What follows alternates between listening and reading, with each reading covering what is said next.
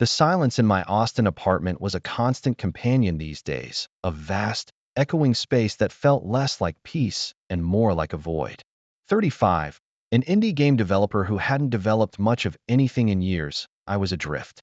My once bright creative spark, the one that used to ignite entire worlds in my head, had guttered out, leaving behind only the cold ash of what might have been. There was a ghost in this apartment, in my life. The ghost of a child I'd thought was mine, and the woman who had brought that ghost into being. Every now and then, a sharp, phantom pain would hit me, a punch to the gut that was more than just memory. It was the weight of a betrayal so deep, so absolute, it had rewired the very core of my being. I was an empty shell, moving through the motions, haunted by a past that felt like a dream and a nightmare rolled into one. Lena. Her name tasted like ash and honey on my tongue. I met her at a tech mixer, one of those awkward networking events I usually despised. But then she walked in, a vibrant splash of color in a room full of monochrome, her laugh like wind chimes. She was a marketing analyst, she said, working for a small agency, bright-eyed, quick-witted, and seemed genuinely fascinated by my rambling explanation of my breakthrough game concept, Chronos Echoes, a time-bending narrative puzzle game I was convinced would redefine the genre. I was lonely, I realize now, desperate for someone to see me, to believe in my vision. She saw me. Or, at least, she pretended to. We fell into each other's lives with a rush I mistook for destiny. Dinners that stretched into the early hours, stolen glances, breathless whispers. She was everything I thought I wanted, supportive, intelligent, beautiful, fiercely independent, yet wonderfully soft in my arms. She'd listen for hours as I talked about Chronos Echoes, asking insightful questions, even suggesting marketing angles. She made me feel seen, understood, loved. Looking back, there were flickers, tiny dissonances I rationalized away. She was often vague about her past jobs, quick to change the subject if I probed too deeply into her family or where she'd grown up. Once, I remember, I saw her phone light up with an email from Apex Studios, the massive publisher I desperately wanted to get my game in front of, the same studio that had been circling my work. She quickly snatched it away, murmuring something about a generic marketing newsletter she'd signed up for. I didn't question it. I was in love. Or, more accurately, I was high on the idea of love, and she was the perfect drug. Then the world began to tilt. It started subtly, an unsettling hum beneath the surface of our perfect life. My meetings with potential investors for Chronos Echoes became increasingly frustrating. Pitches were met with polite skepticism, often followed by questions that felt eerily specific, as if they already knew elements of my concept I hadn't publicly disclosed. I dismissed it as paranoia, the usual indie developer anxiety. But then the emails started, vague warnings from my own internal systems about data breaches, small, almost imperceptible changes in my project files. I poured my life savings into Chronos Echoes, working 18-hour days, convinced this was my shot. Lena, meanwhile, seemed to grow more distant, her support becoming tinged with a subtle impatience. She'd sigh when I stayed up late, her voice tight when she said, "Are you sure this is going to pay off, Ethan? We need stability." The instability was just beginning. One morning, I woke to a news alert. Apex Studios had announced a new flagship title, Quantum Helix, with a premise that mirrored Chronos Echoes so closely it stole the air from my lungs. Time-bending mechanics, a unique narrative structure, even similar character archetypes. My heart slammed against my ribs, a frantic bird trapped in a cage. I felt a cold dread crawl up my spine. My game, my life's work, stolen. Plagiarized. Gone. The legal battle that followed was a blur of crushing defeats, a David versus Goliath fight I had no chance of winning. Apex had deeper pockets, a phalanx of lawyers, and what appeared to be irrefutable proof that their concept was independently developed. I lost everything, my intellectual property, my savings, my dream. I spiraled. The creative block that had been a minor annoyance became a concrete wall. I felt like a ghost in my own life. It was during this desolate period, when I was at my lowest, staring at the ruins of my career and my self-worth, that Lena delivered the ultimate blow, disguised as a lifeline. "I'm pregnant, Ethan." The words hung in the air, a sudden burst of light in my suffocating darkness. Hope, fragile and desperate, blossomed in my chest. A child. Our child. It was a reason to pick myself up, a new purpose. My mind, reeling from the theft and the legal battles, clung to this news like a drowning man to driftwood. I remember holding her close, tears streaming down my face, whispering promises I wasn't sure I could keep. She seemed radiant. Despite the circumstances, her eyes shining with what I now recognize as a terrifying, cold satisfaction. The next few months were a strange paradox. I was terrified, constantly stressed about money, about providing for this new life. Lena, however, seemed to thrive on the drama, on my dependence. She became more controlling, subtly isolating me. My few remaining friends, concerned about my mental state, slowly drifted away, subtly pushed by Lena's comments about their lack of understanding or their negative influence. She'd tell me my paranoia about Apex was unhealthy, that I needed to move on for the baby. She spun a narrative of us against the world, a struggling family heaping all its hopes on my shoulders. Every time I expressed doubt, every time my mind replayed the stolen game concept, she'd dismiss it, gaslight me gently. Asterisk, you're imagining things, darling. Your mind is under a lot of stress.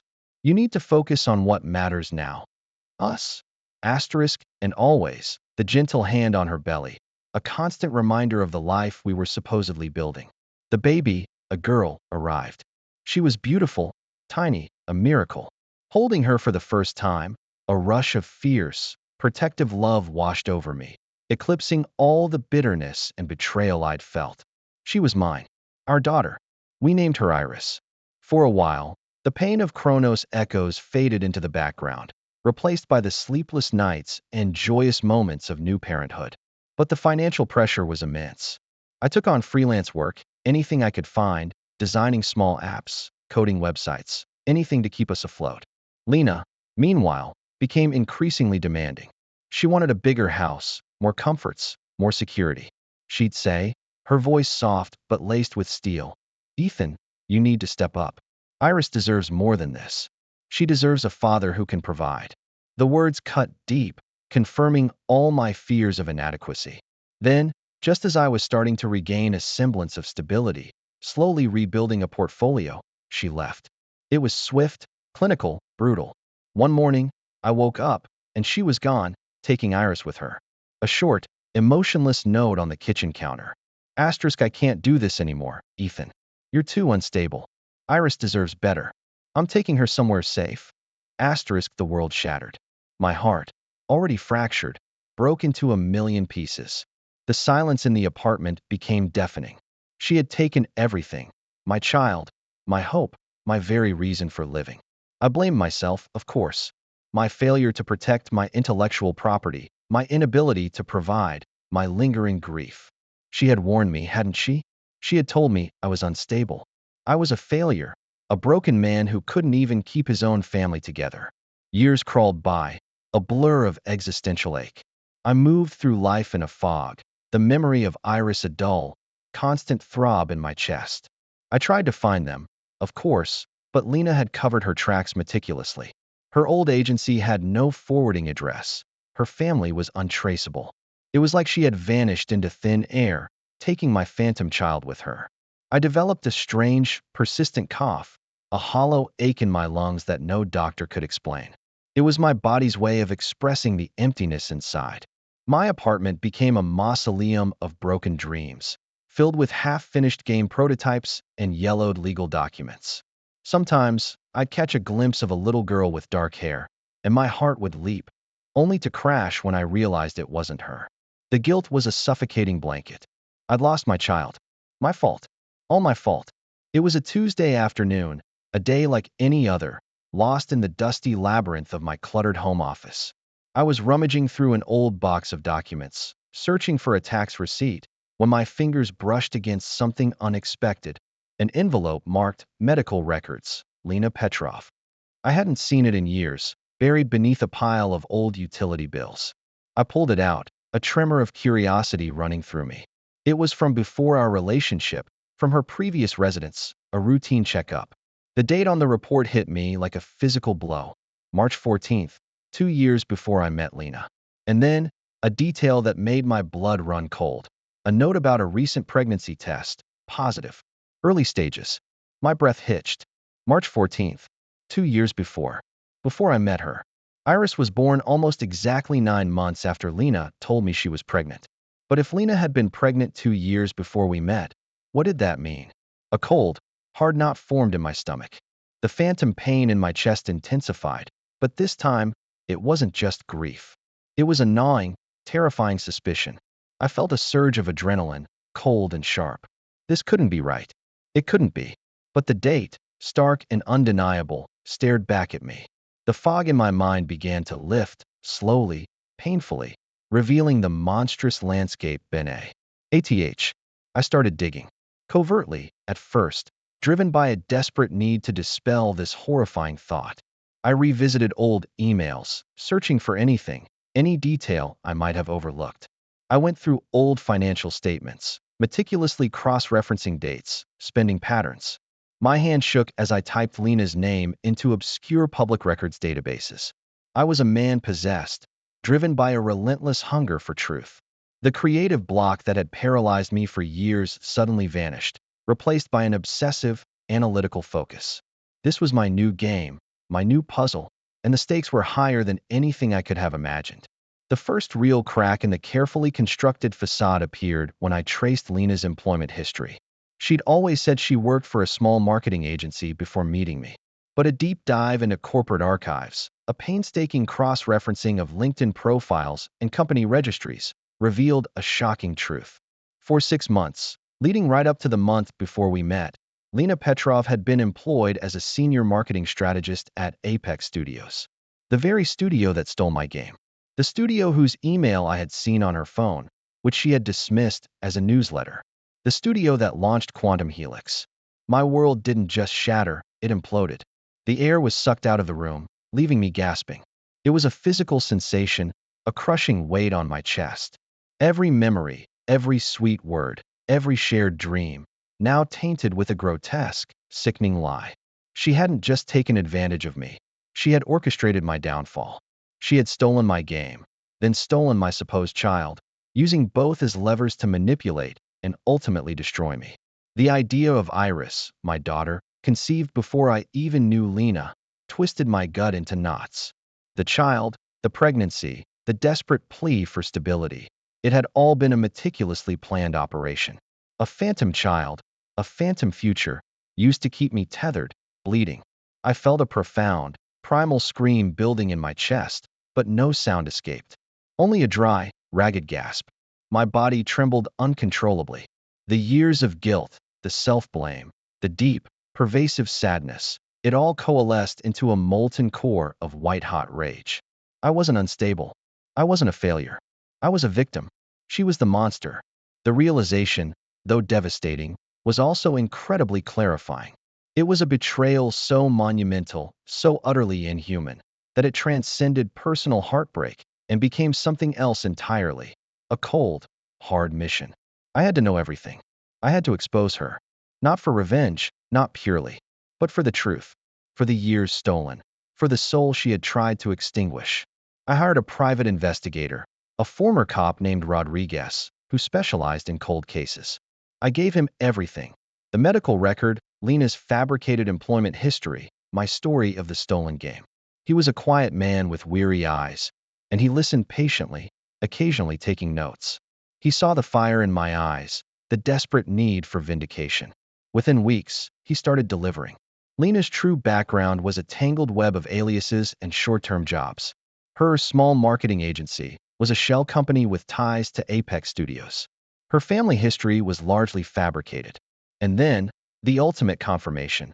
The investigator located the father of the child, a man Lena had been briefly involved with, before she even knew me. He had been told by Lena that the child was miscarried, and he had moved on, none the wiser. Lena had disappeared from his life shortly after her positive pregnancy test. The DNA test was just a formality at that point, but I needed it. I needed undeniable, scientific proof. It arrived in a sterile envelope, the results stark and unyielding. Probability of paternity, 0%. The numbers stared at me, confirming the unthinkable. My stomach clenched, then released, a wave of nausea washing over me. followed by an immense, crushing emptiness. This child, this beautiful girl I had loved with every fiber of my being, was not mine. She never was. The knowledge was a poisoned chalice.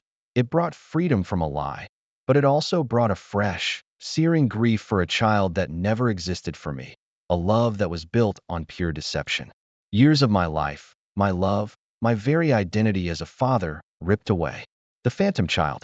The weight of it was unbearable, yet I also felt a strange, cold lightness. The shackles were breaking. The truth, however painful, was setting me free. I had to confront her, not in a fit of rage, but with cold, calculated precision. I needed her to see the depth of her depravity, to know that her carefully constructed world of lies was crumbling. I found her eventually, living in a quiet suburban neighborhood a few hours outside of Austin. She was at a local park, pushing Iris on a swing. My heart seized in my chest at the sight of Iris, older now, her laughter echoing in the afternoon sun. She looked so much like the child I had imagined, the child I had loved. A phantom, indeed. I took a deep breath, the air burning in my lungs, and walked towards them. Lena looked up, her eyes widening in surprise, then quickly hardening. "Ethan," she said, her voice a low warning. "What are you doing here?" I stood before her, the documents clutched in my hand, my voice steady, betraying none of the earthquake raging inside me. "I came for the truth, Lena." She scoffed, a familiar dismissive sound. "The truth? You're still living in your fantasy world, aren't you? Still blaming everyone else for your failures. You should leave. You'll only upset Iris." Iris, sensing the tension, looked from Lena to me, her bright eyes filled with a child's innocent confusion. My heart ached. This wasn't her fault. She was another victim in Lena's cruel game. "Iris isn't the issue here, Lena," I said, my voice dangerously calm. I held up the faded medical record. "This is dated March 14th, 2 years before we ever met. It says you had a positive pregnancy test. Care to explain that, given Iris's age?" Her eyes darted to the document, a flicker of panic in their depths. That's nothing. An old record, a mistake, a scare. You're being ridiculous, Ethan. Stalking me, digging up old medical files? You're paranoid. Always were." Her voice rose, taking on that familiar, manipulative cadence, trying to portray me as the unstable one. Paranoid. I allowed myself a small, humorless smile. Or just someone who finally opened his eyes. I held up another stack of papers, the employment timeline Rodriguez had compiled. And this, Lena Petrov, senior marketing strategist, Apex Studios. 6 months, ending a month before we met. Funny, you always told me you worked for a small independent agency. Apex Studios, the same company that launched Quantum Helix, the game that was a direct theft of Chronos Echoes. The game I developed. She blanched, her face losing all color. Her gaze darted around the park, looking for an escape, for anyone who might be listening. "That's a lie. Fabricated. You're deranged, Ethan. This is harassment. I'll call the police." "You can call whoever you want," I said, my voice still level, though my hands trembled slightly. "Because I also have this." I produced the DNA test results, placing them gently on top of the other documents. Probability of paternity, 0%. Her jaw went slack. The fight drained out of her, replaced by a raw, naked terror. The carefully constructed facade, the years of lies, collapsed around her in an instant.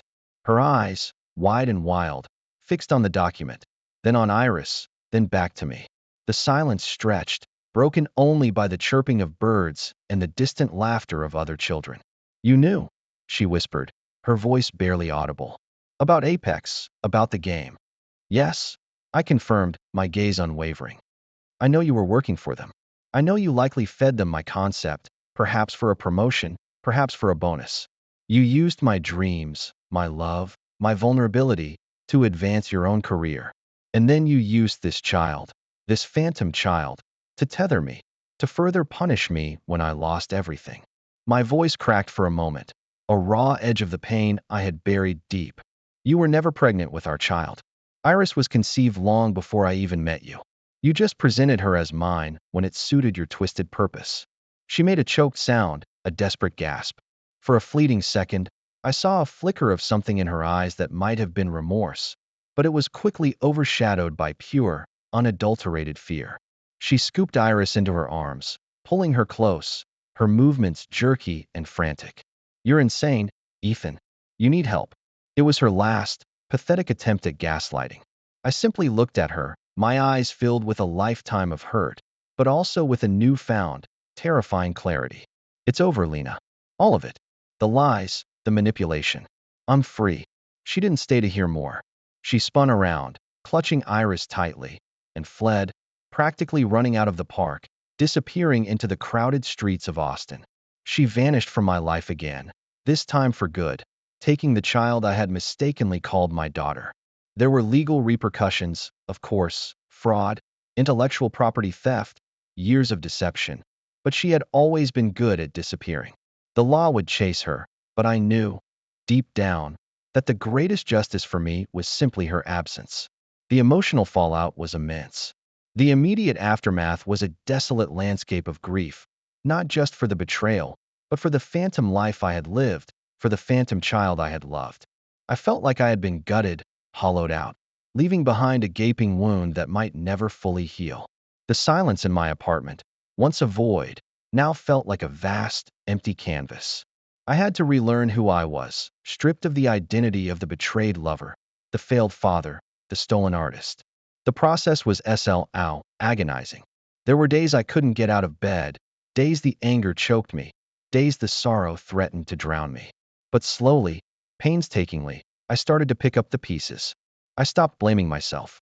I started talking to a therapist, unraveling the knots of trauma she had woven into my psyche. I reconnected with the friends I had lost, explaining, painfully, the depth of the deception. They listened, they supported, they helped me remember the man I was before Lena. And then, one quiet evening, sitting at my desk, staring at a blank screen, a flicker, a new idea, born not of ambition or greed, but of something deeper, rawer. A story about truth, about illusion, about the painful but ultimately liberating journey of self-discovery after profound betrayal. A game about authentic connection, about finding light in the darkest corners. The creative spark, long dormant, reignited, fueled by the very pain that had consumed me. It was bittersweet, a phoenix rising from ashes that still contained the faint scent of betrayal. I'm still here in Austin, still 35, still an indie game developer. But I'm not adrift anymore. The silence in my apartment no longer feels like a void. It feels like potential. I carry the scars, the deep, abiding memory of Lena's cruelty and the phantom child she created. But I also carry a new kind of strength, a resilience forged in fire. I am building a new world, piece by painful piece, not for anyone else, but for myself. And this time, it will be real.